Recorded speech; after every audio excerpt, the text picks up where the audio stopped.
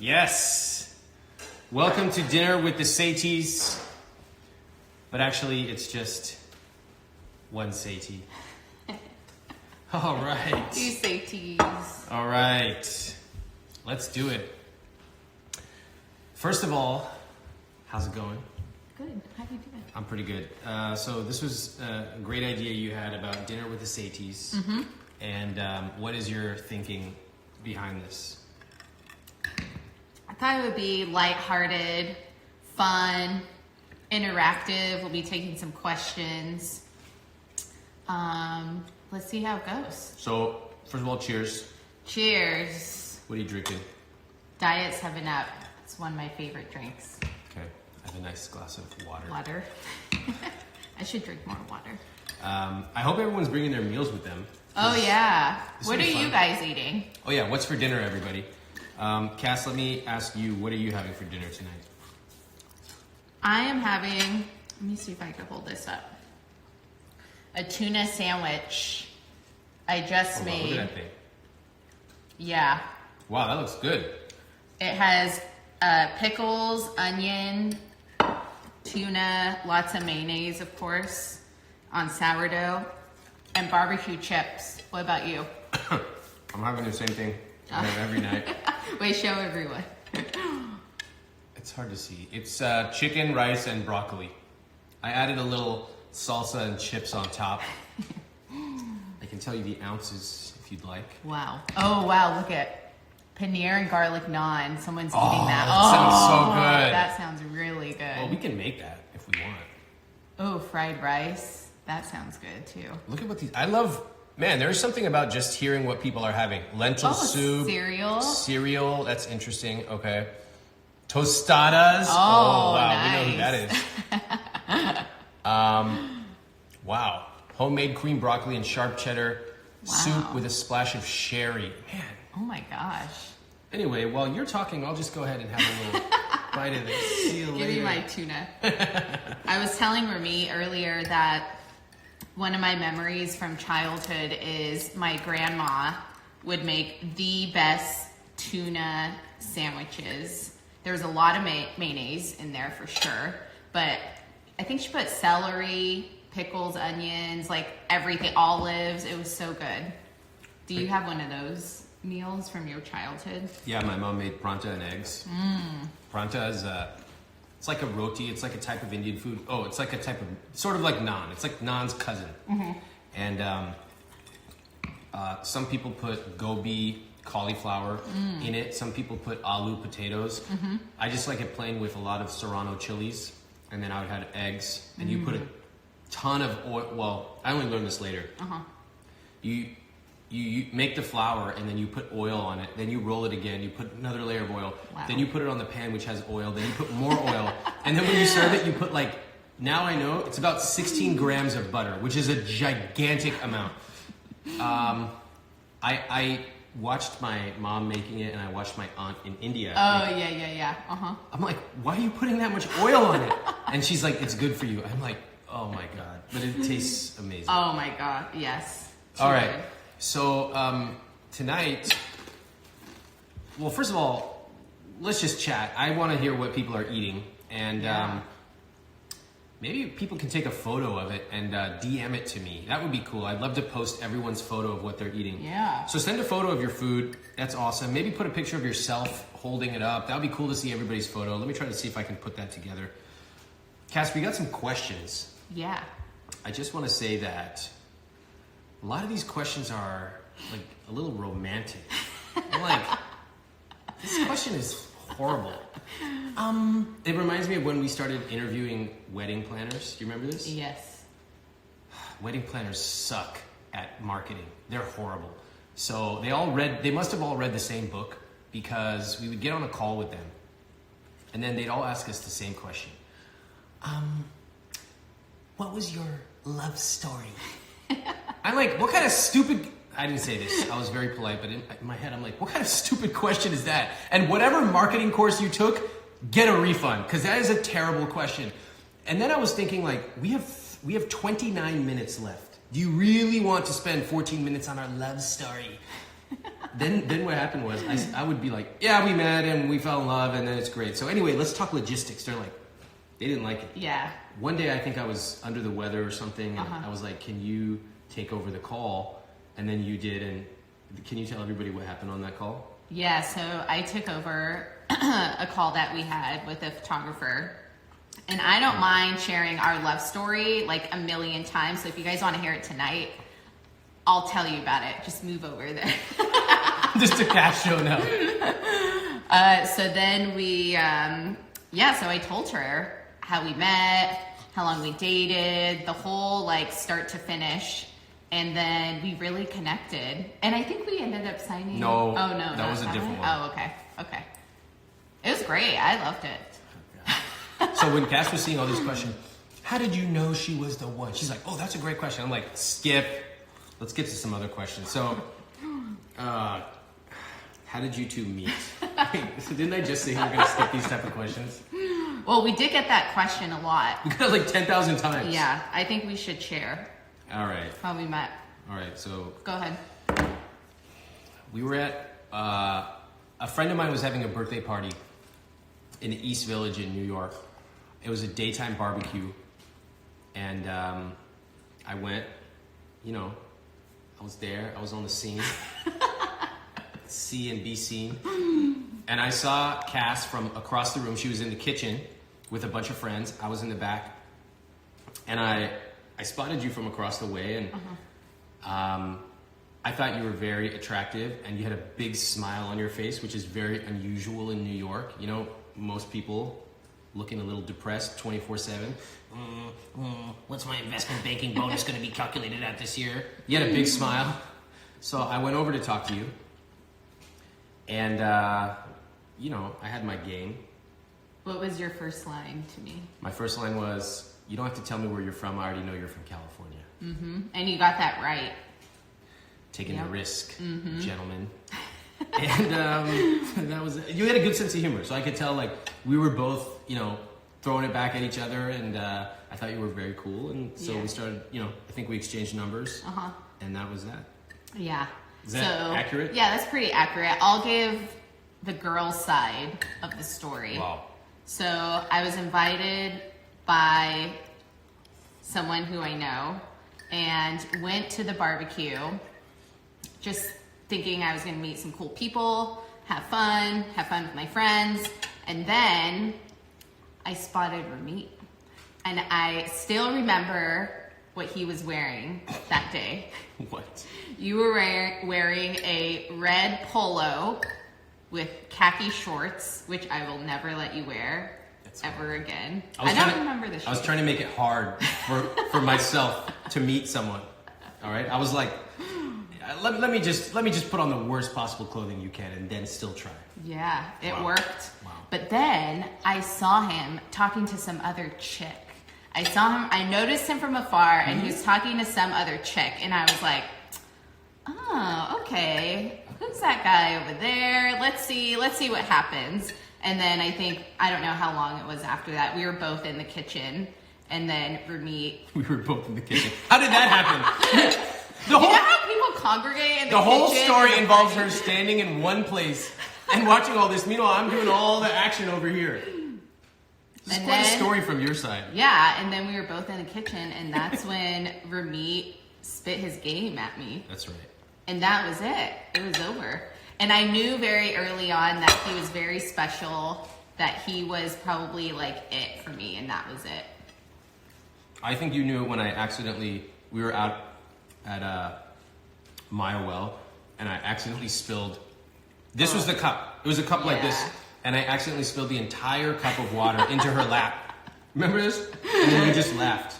Yeah. Which was awesome. I love that. Yeah. That wasn't an intentional thing, but it was a cool reaction you had, which I really appreciate that. Oh, thanks, babe. That positivity. That's actually a good test for dating couples. Like, pour water on everybody. Yeah, accidentally spill a drink on them and see how they react. Wait. If you spilled it on my sweaters now, though, I would be pissed. I would be like... I now understand, because we used to go out with a bunch of friends in our 20s, And some of the women we would go out with would be super pissed if someone stepped on their shoes at a club. And I was like, who cares? It's just shoes. Now I understand. If someone stepped on my shoes or spilled something, I would be so pissed. Yeah. Just make sure it's water. Don't do a drink, like a colored drink. Wow. So it's that risky. was, that's our story. We've never shared that publicly, I don't think. Ramit didn't really share anything until he was getting married. That's right. It's called a private life. How did he spit game at you? You guys will never know. Let me just say, Ramit should probably teach a course on... No. It's hopeless. Oh, really? It's hopeless to teach men. It would be easier to teach men how to make $1 million. That is it's relatively straightforward. Okay. But to teach like how to become confident and then how to like truly define what you want in a relationship, it is so hard. And the world has fed you misinformation since day one. So if you gave me two guys and one wanted to make $1 million and one wanted to become, I don't know, more confident in dating, I'd be like, can't help the guy with the dating problem. Let's talk about the $1 million. That's easy. Remember I suggested to Ramit that he should do a makeover show for men, but he was like, no, I'm They're not hopeless. doing it. Yeah. They don't, it's too deep of a problem. Like, when you tell them what it takes to change, it's too hard. Who wants to go out and get rejected like 10,000 times? Yeah, it's that's too tough. much. Yeah. Anyway. That's tough. All right. Good. That was a good story. I liked both sides of it. Yeah. Did your families embrace how did your families embrace an interracial marriage? Ooh, that's a good question. So my family, very open, very loving. There was no issue at all. Yours was the same too. My family, also the same. They loved Cass. I did a little bit of groundwork before. Well, we did a little bit of groundwork. So you guys know, some of you may have seen me talking about my mom doing that cooking class. Years and years ago, we created a cookbook for my mom. So a few months before Cass met my parents, I was like, read this book and make all the dishes in it. We'll get together with some Indian friends. It's important. She's like, all right. So we got together with this Indian couple who we know. And Cass made it was an amazing dinner. Do you remember what you made? There's a lot of stuff. Chicken curry. Yeah. Sabji, which is vegetables. Dal, which is lentils. There's one or two more dishes. Yeah, like a couple more things. Wow. It was like a feast. We still have photos. Yeah. And then when she met my mom and dad, I was like, Mom, did you know that Cass loves to cook Indian food? She just loves it. In fact, she made all these recipes from your cookbook. I don't know, it just happened. And then it was like, boom. So it was great. Yeah. We had a nice time. We have a picture from that first time. Yeah. You met my parents and the first time I met yours. And then our parents, they get along great. And in fact, they traveled with us to Italy for part of our honeymoon. Yeah, that was wonderful. It was great. The only thing that my parents said to me, like back in the day when I was dating, was it's really important whoever you end up with, they must have a good sense of humor. And so my parents are hilarious, my brother is hilarious, everyone is so funny, and so that was always really important to me. So when Ramit first met my parents, first went to my home in California, they schemed this elaborate prank to play on him. I know. And you told me your parents love playing pranks. I was like, Indian parents do not play pranks ever. So yeah, they're hilarious. So we went through that pranking process. Oh yeah, you did good in the prank. Well, they're funny, so it's easy. Yeah. Okay, so yeah, but I think the question behind that question, because I get a lot of Indian people who email me and they ask about how did you they will openly tell me, they're like, I'm in love with my girlfriend or my boyfriend. They're not Indian, but my parents won't accept it. What should I do? Yeah. And what would your answer be to that? Indian or whatever culture, religion, anything. Oh. I mean, there has to be some commonality, right? So I think it's sitting down and talking about that and long-term vision and goals together. What do you think? I think it's about, this is what I was referring to earlier with, it's very difficult for people to become more confident unless they truly are willing to be honest with themselves and accept some consequences. So, you know, for the Indian people who write me and you're like, I don't know what to do, I'm in love with this person and da-da-da-da. My answer is you have to be truly honest about whose life is it? What is your future? Is it you choosing what route you want to go down? And sometimes pleasing people around you and sometimes they won't be pleased? Or is it fully making sure you please someone? This is the biggest decision of your life. You wrote it in your rules.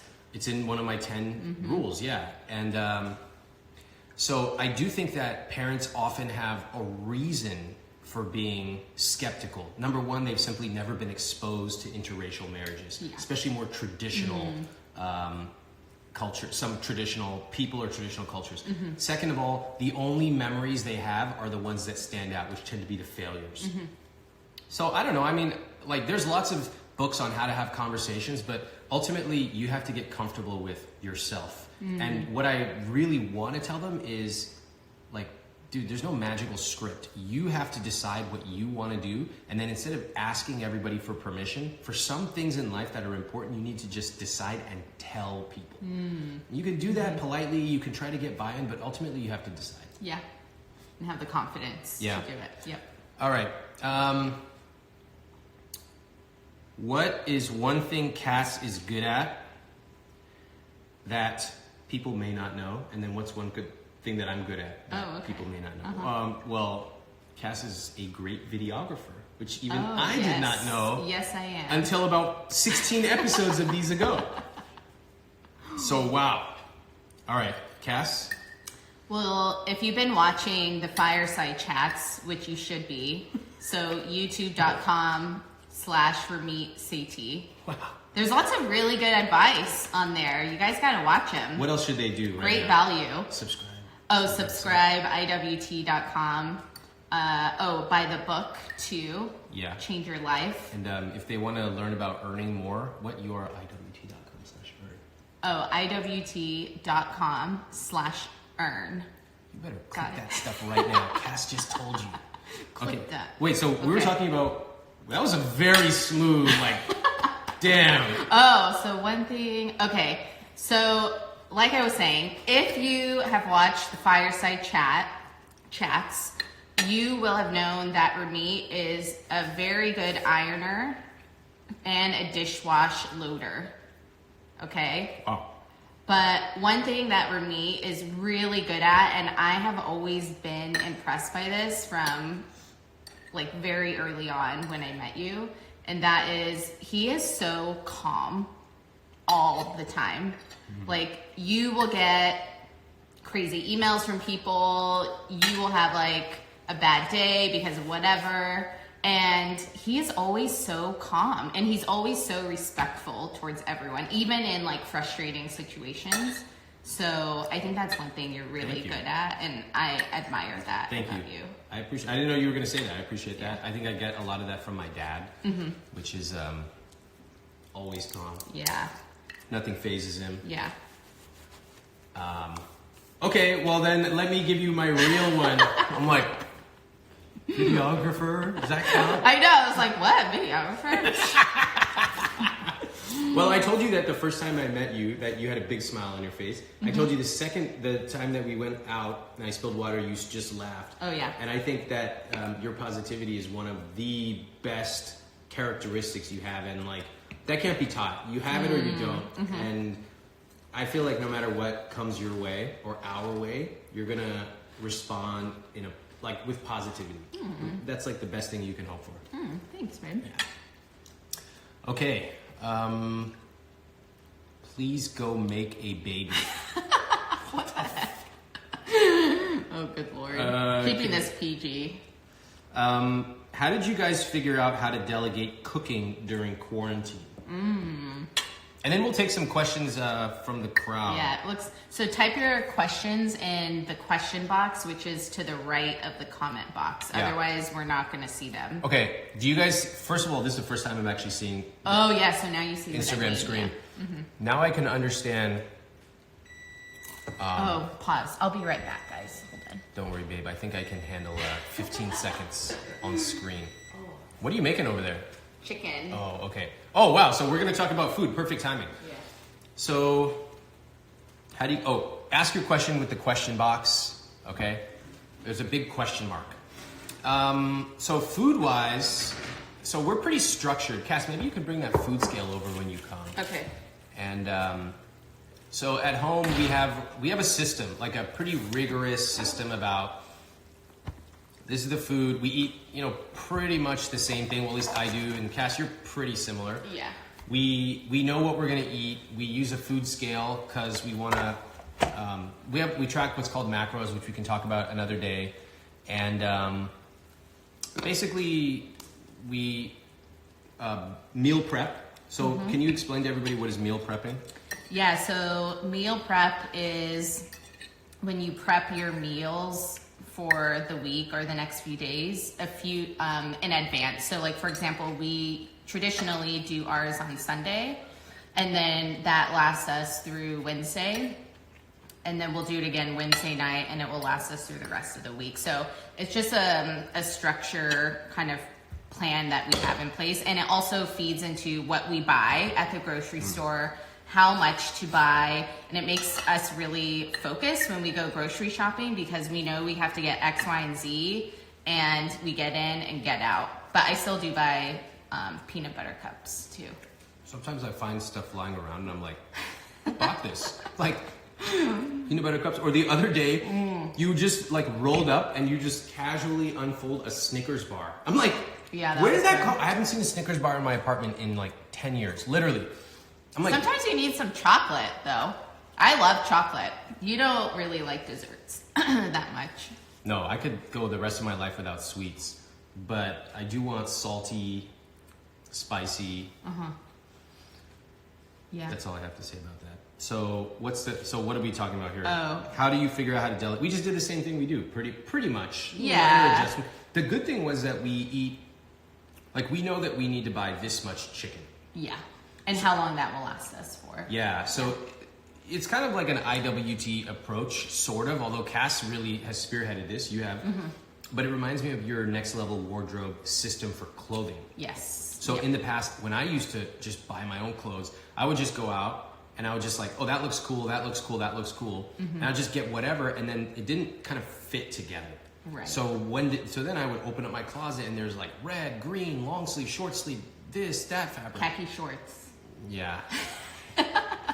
Don't do it, guys. Also, no fedoras. You never opened my closet and saw a bunch of hats hanging up there. No. So No hats. so then what your system taught me was like there's basically a system Yep. for knowing what to buy. Yep. Everything should go together. It's the rare piece that you buy just because it's amazing on its own, but everything should go together. We kind of do that with our food too, now that I think about it. Yeah, definitely. It's all about, for us, just taking the guesswork out of things. So taking the guesswork out of what we're going to wear in the morning or what we're going to eat during the week. And I know for you, you're very big on blocking out chunks in your calendar and all that stuff. So yeah, so we're a pretty big systems couple. Okay, look at this question. It's a good one. Are you finding it difficult to maintain healthy eating in quarantine? Okay, what is your answer? And then maybe I'll share mine. So one of the things that was important for me and for us is to try to maintain our usual routine as much as possible. And we are very fortunate that we can work from home and we have money to go buy food in the grocery store and stuff and order it. So we, for me, not too much, but hey, like sometimes I have a day where I want some extra chocolate or I want some extra chips, and I do eat them because I know the next day I'm gonna get back on track. What about you? Yeah, I feel the same way. I am a bit looser now. I'm very, like I would say most weeks I'm 95 to 100% on plan. Like, just because of the systems we've set up. Yeah. Here, you know, like today we didn't get out of bed until late. Yeah. So that throws things off a bit. Or some days I'm like, you know what, I want a little bit extra, whatever, snack, chips. And I'm like, that's fine, because there's a lot of craziness going on, and if it takes a little bit change, like that's fine. Yeah. And you know, we don't have kids, so we can still control like pretty much most of what goes on. Yep. For people with children, you know, it's a whole different ballgame. And so we know a lot of folks with them, including family members. So yeah. We practice a macro-based diet, and our trainer, Chris Colson, who is amazing, highly recommend. He is awesome at macros and helps us each week kind of determine what those are going to be. So DM him if you want to know more about macros. For me, it was actually like game-changing for me. I started it maybe 4 years ago, and it's been amazing. So I highly recommend it. also want to say that there's an approach to life which is, you know, some people go into tough situations saying, I'm going to lose. Like, I'm going to overeat during quarantine. Some people say, you know what, let's control, so we're going to maintain. And then some people say, you know what, I'm actually going to come out stronger or more fit, or I'm going to learn a skill. And I have to say that I remember there was a Navy SEAL on a podcast who said, when other people do push-ups, they get tired. The more push-ups I do, the stronger I get. And I thought to myself, what an amazing reframe. Yeah. So from then on, when I started traveling, I used to play defense. Oh, I'm gonna have a horrible training session out there and my food's gonna be off track. Then I got it to basic because I did a little preparation. And I was like, you know what? I can actually get stronger when I'm traveling. Yep. So I'm trying to, now that a few weeks have gone by and the kind of shock, we've kind of built a routine. Now I'm like, okay, let's get after it. What can I do to improve? And I know that that's something you're thinking of as well. Yeah. Actually, you're thinking of it way more than I am. You're taking classes and all kinds of stuff. Oh, yeah. All right. Let's look at the questions. Okay. How do you do this? Okay, type your questions in the question box. All right. So you just press it and then it will pop up on the screen. Oh, this is a good one about food. Okay. This is Jane, one of my students. Oh, hi, Jane. Hi, Jane. How you doing? Do you ever get tired of eating really similar things all the time? I can eat the same things for 1 or 2 meals. Yeah, see, it cuts it off. Oh. But I crave a bit of variety. Okay, so Cass, why don't you answer first, because you have a more friendly answer. So I am like you. I usually do not eat the same thing all the time. I probably can for a few days, but then I need some variety. So I plan that when I go grocery shopping. So if I know I'm going to want, for example, I really love deli sandwiches, for the past 2 months. So I buy deli meat, but then I know I'm going to want something else later. So I buy that. So I'm all about mixing it up, but it's also having the right supplies in your refrigerator to do all of that. Whereas Ramit, he will eat the same thing day in, day out for weeks at a time. No, years. Yeah. I think that this is my answer, and it's not very relatable. Okay, so let me just caveat it with that. I think that our need for variety is an invisible script. There are lots of people in lots of cultures in the world that eat the same thing every day. And, you know, in America, if you think about, I read this really interesting comment one day on Reddit where someone said, why are Americans, whenever they go to Europe, they're always substituting everything. I'll have this, but hold that, and this. And someone traced it back to the 60s when they started advertising things like, have it your way. And so it now became part of our capitalist system that you can go and you can, get your Big Mac or get your Whopper with no tomatoes and this and that. And so we now kind of expect it culturally. I think that part of that is with variety as well. If you go to a grocery store, you expect to see 20 different kinds of marshmallows. And that's cool. If you love the variety, awesome, fine. But my experience being, if you want to do it for fitness or aesthetics, then all roads kind of lead to a certain type of eating. And you're on macros, you're eating a tuna sandwich, so you can do it, but there's a reason that most people who are training hard, I'm talking about I'm speaking specifically about bodybuilders, eat pretty much the same thing every single day. Yep.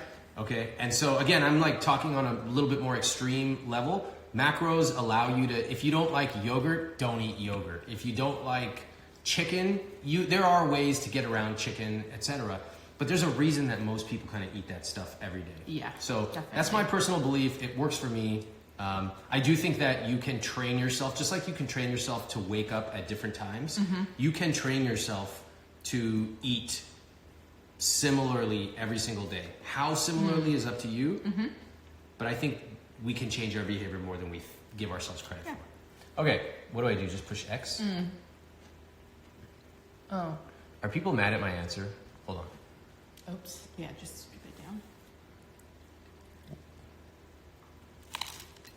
How much weight have you gained in quarantine? None. Okay. Jane says, makes sense. You need the consistency for fitness goals. Good. Yeah, exactly. All right. What are you looking forward to after quarantine? Ooh, that's a good question. Oh, you go first. I'm looking forward to, after all the stuff I just said, I'm looking forward to eating at a few restaurants. Oh, there's a lot of cookbooks in this house, and I keep flipping through, and I'm like, oh, this looks so good. I just want someone to make it for me. It looks really good. Okay, what restaurants are you looking forward to going back to in New York? Definitely gonna hit up Shake Shack. Oh, wow. What's the Los Mariscos? Oh, yeah. There's a Mexican place in right outside Chelsea Market. I want to hit up. Yeah. Oh, what about KO? KO in Tribeca is a Laotian place. It's awesome. Okay, so is that it? Food? I guess that's all we're talking about tonight. Yeah. All right. Making me hungry. I'm eating too. Oh my God, what happened? I Uh-oh. flipped it. Oh. There. See how easy it is? That's why I keep doing Sorry, it. I'm an amateur, guys. What's the best way to invest for the short term? What? Read my book. How did you know she was from California? I just knew. What do you think I've been doing my whole life? This whole life, I've been studying human behavior. I just knew. Okay. Well, this is the last food question for a while. Have you guys tried intermittent fasting?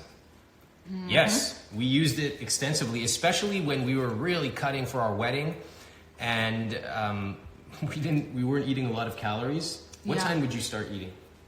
Probably around 1, I would say. I was Yeah. at like 12. That's 1. That's Yeah, I'm actually doing fasting now. Till about 12 or 1. yeah. I think it's good, especially if you're busy. That's fine. Oh, look at this one. Ramit, can you give advice to guys on first dates? I had 3 bad ones recently. They were horrible. Well, I guess my advice, the guys should take advice and improve themselves, but I would also give some advice to you. You're an active participant in these dates. So instead of waiting passively for them to be better, I would ask you, what can you do to make these dates great, at least for you? We can't wait for someone else to make. We can't control what other people do. We can only control ourselves. So I knew going out on dates, I was going to have a great time regardless. I was going to have a great time telling great stories, asking questions, learning something. I hope they did, but that's really not my responsibility. So I would focus on you. Don't focus on them. Focus on yourself. Yeah, check out Matt Hussey too. Matt Hussey's awesome. Yeah. Yeah, he has great advice.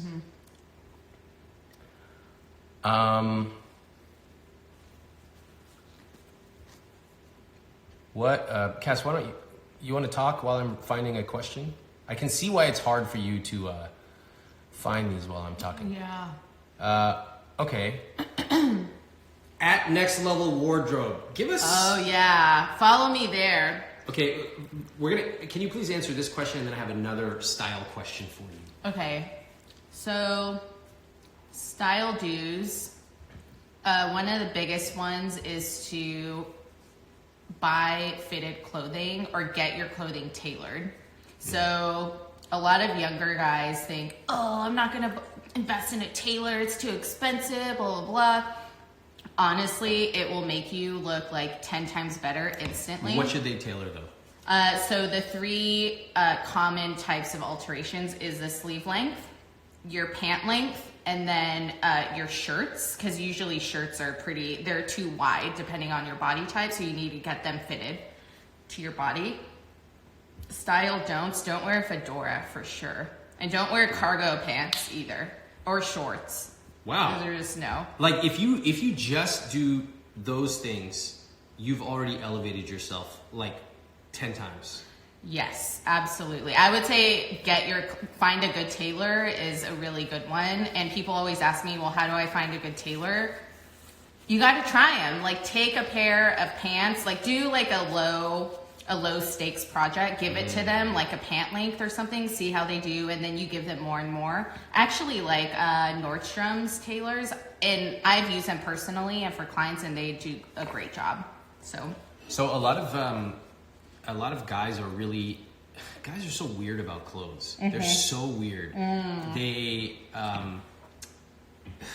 don't, it's like become like a point of pride, like I don't care about clothes. Yeah. And then they think that it reduces them, or in some cases feminizes them if they actually say they like clothes, which is why I like to talk about how I enjoy shopping, because I'm like, you can be masculine and enjoy the way you look. Yeah. It's totally fun. Did you used to think that though? I used to think opposite? Yeah, that it was that my friends would think I was weird, which they did when I started trying to dress well. It was like a language I didn't understand, and it wasn't logical. Like it was originally those pair of jeans cost 4 times, so they last 4 times longer, right? Yeah. And then people were like, no, that's not how it works. And I was like, fuck this! It didn't make any sense. You know, what about the durability? But I can see that in this question, and the idea of tailoring was like, oh no, that's basically, in plain English, that's caring too much. Yeah. I want to do this. I don't want to spend a lot of time. I just want to get in and out, and I want to just buy stuff that I can like put on and wear out. Yeah. I don't want to spend more time on this. Yeah. And then it's no surprise that you look mediocre, and that the reactions you get, whether on dates or professionally, are mediocre or just average, because you're doing what everybody else does. By definition, you are being average. You're going to get average results. Yeah. Do you see that with men who are your clients? Yeah, so I work with men and women. I was a senior buyer for menswear at Equinox for 4 years, and it's so interesting working with both genders. But with men, they don't really have good outlets to talk to about style, right? So I know Reddit has a few forums, which I don't know if those are great. And there's like GQ magazine, but who's wearing stuff at GQ magazine or Esquire and all this stuff? So there's no one really speaking to the audience that just wants to look good but doesn't want to be the center of attention. And that's what I hear a lot from guys, is that when they come to me, they're like, I want to look good, but I don't want to be the center of attention.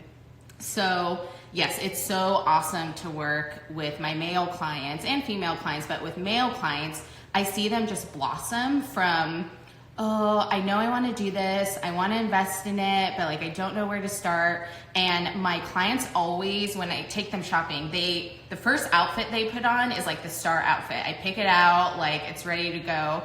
I wait outside for them to get changed, and when they open that door, they always look so good.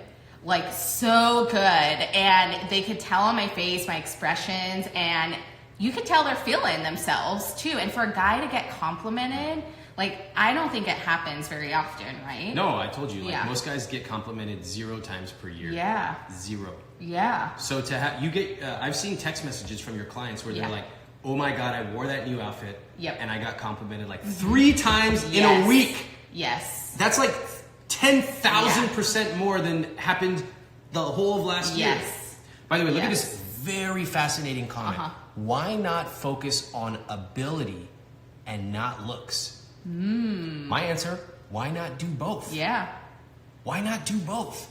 First of all, you need to be good. You can't put on the coolest clothes and suck at your job. You still suck. You just have a nice sweater on. But if you're focusing on your ability, yes, do that. But you can also focus on being kind. Yep. You can focus on developing a sense of humor and social skills, and also your clothing. And it doesn't have to be expensive, but it does show intentionality. Yeah. By the way, I used to hear this phrase a lot. when I was single, like, women look at your shoes. They really notice your shoes. And I was like, what a stupid comment. Like, who cares? And like, really, if you're looking at my shoes, that doesn't really tell you that much about me. As usual, I was taking it too literally. It took me 10 years to figure out. You have great shoes now, by the way. Thanks. But it's not really about the shoes. Right. It's about the fact that somebody put intention behind what they wear. Yeah. And like, there's at the coffee shop I go to, there's this young woman who works there, and she what would you say she dresses like? Like, she dresses like she lives in Brooklyn, and she's like a part-time actress, and she's like nailed it. Every part of what she wears contributes to this overall look. It's like super intense. It's not my style, but I'm like, damn, she has thought through every day, whatever she wears, like it fits who she's going for. And if you're a professional, or you are whatever you are, yes, you're good at your job, but people don't see how good you are at your job first. They see what you look like. Physically, are you fit? Are you healthy? Are you smiling? And then what do you wear? I always tell my clients too that when you get to certain levels professionally, people notice the smaller details that others think don't matter. So like, if you think about Oprah Winfrey, or even Bill Gates and all this stuff, like, I just think that you can't control your style. There's so many things we can't control. You control your style. So why not do it? Like, just do it and use it to your advantage. I could talk about this all day. Well, you do talk about it on your Instagram, which they should follow. Yes. Do you guys have a nutritionist to focus on macros? No, our trainer helps. Oh, look at this one. Let's talk about women's clothing. Yes. Oh, how should women dress in a male-dominated work environment? Okay, so check out my Instagram at Next Level Wardrobe. A really big trend with my female clients is mixing masculine and feminine elements. So I personally love that too.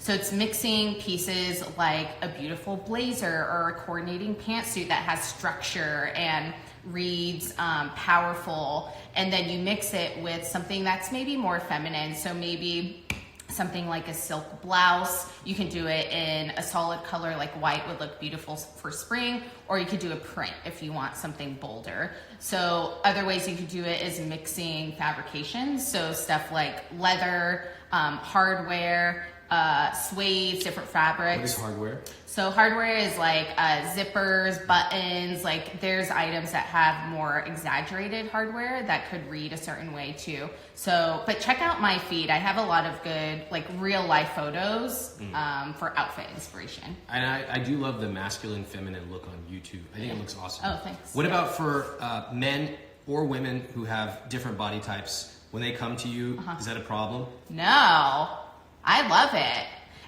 But I noticed that so many people box themselves into, all I hear is, I can't do this, I can't do that because I have X, Y, or Z. So the first thing I do when we go shopping is actually pull that for them so they could try it. And a good example of this is a jumpsuit. So I think every woman should have a jumpsuit. It's low maintenance, you put it on, you look put together. And I've had a few clients that when they saw it in the fitting room, they're like, oh, there's no way, I would never wear a jumpsuit, but I'll try it on. And that's all I ask, just try it on. And they ended up buying it and walking out with it.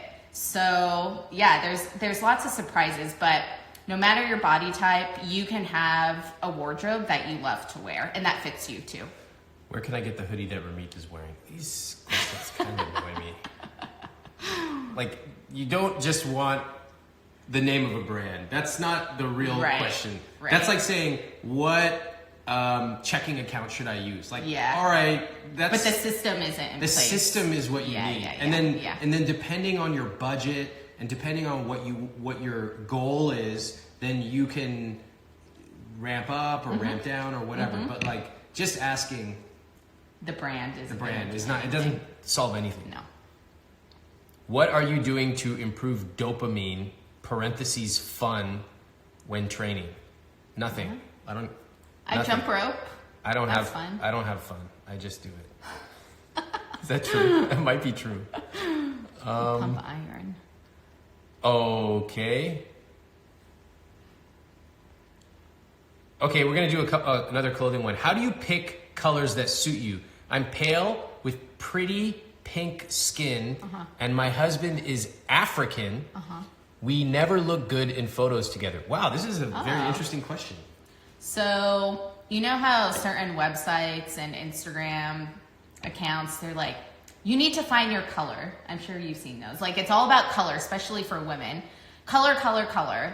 And I actually believe the opposite of that. I think people spend way too much time trying to figure out what their color is when they need to be focusing on investing in the right pieces, getting the right fit, putting together a versatile wardrobe, because for most people, it's just buying with no intention, maybe wearing it once and then hating it and not wearing it again. And so it's like this cycle. So if you want to figure out your color, don't follow me. I'm not good for that. There's people out there that do that. But I think that you should have core colors in your wardrobe, and then you could bring in colors if you want.